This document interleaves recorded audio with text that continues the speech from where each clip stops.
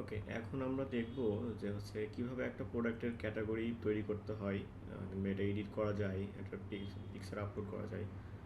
So আমরা ওয়ার্ডপ্রেসে এই হচ্ছে মেনু থেকে প্রোডাক্টে সিলেক্ট করব। প্রোডাক্টে সিলেক্ট করার পরে হচ্ছে ক্যাটাগরিতে যাইতে পারবো আমরা।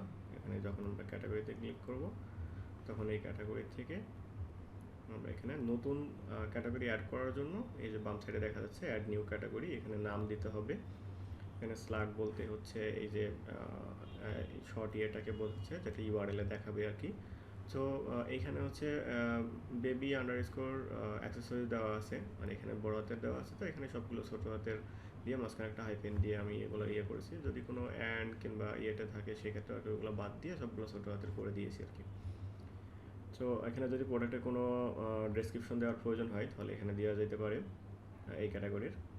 আর আপলোড মানে ইমেজ আর কি, যে সামনে মানে উপরে দেখাবে, যেটা হচ্ছে আমরা এই যে এইখানে দেখাবে এই ইমেজটার জন্য। এটা হচ্ছে যে থাম্বনেল যে ইমেজটা আছে এটা এটা দিয়ে দেন হচ্ছে নিচে যে add to new category add করলেই এখানে হচ্ছে নতুন একটা ক্যাটাগরি অ্যাড হয়ে যাবে।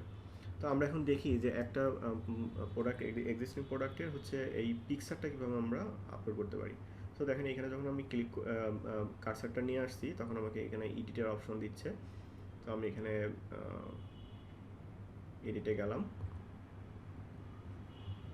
এডিটে যাওয়ার পরে দেখেন আমি আগে যেগুলো ইয়ে করে রাখছি এগুলো এখানে দেখাচ্ছে সব কিছুই, এখানে কোনো ডিসিশন দেওয়া নেই।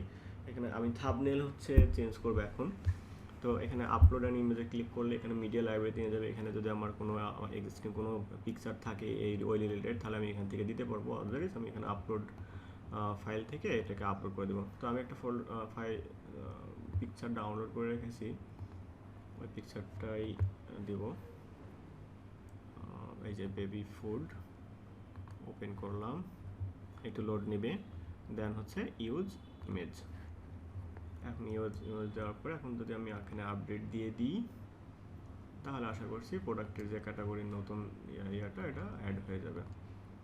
তো আমি যখন এখানে রিফ্রেশ দেব তখন এখানে আমি দেখতে পারবো যে হ্যাঁ বেবি ফুডের যে ক্যাটাগরির যে পিকচার এটা চলে আসছে। সো এইভাবে একটা প্রোডাক্টের ক্যাটাগরি ওয়াইজ আমরা হচ্ছে ক্যাটাগরি অ্যাড করা, প্লাস হচ্ছে ইউআরএল ঠিক করা, তারপরে হচ্ছে থাম্বনেলটা ঠিক করা, কোনো ডেসক্রিপশন দেওয়ার প্রয়োজন হলে সেটা ডেসক্রিপশন দেওয়া। সো এইগুলো আমরা এখান থেকে ইয়ে করতে পারি আর কি।